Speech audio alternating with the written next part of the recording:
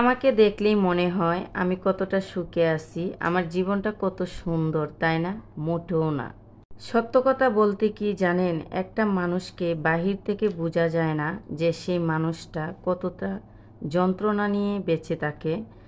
আমার জীবনটাও সেম এরকমই। বাহির থেকে দেখতে আমি যেরকম, ভিতরে তার উল্টোটা। কারণ প্রতিনিয়তই মানুষের অপমান, অবহেলা, অনেক কিছু শিকার হয়ে আসতেছি। আর একটা সময় গিয়ে মনে হয় কি জানেন, যে এগুলো আর নিতে পারবো না, এখন মনে হয় শেষ হয়ে যাব।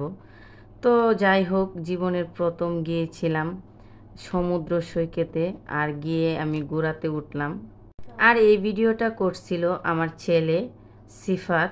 ও বলতেছিল আম্মু তুমি চড়ো, আমি একটু ভিডিও করি। কিন্তু আমার এত ভয় লাগতেছিল, কারণ আমার লাইফে আমি কখনোই ঘোড়ায় চড়ি নাই। সেজন্য ঘোড়াতে চড়তেছিলাম আর ভাবতেছিলাম ঘোড়াটা যদি দৌড় মারে তাহলে আমি কি করব।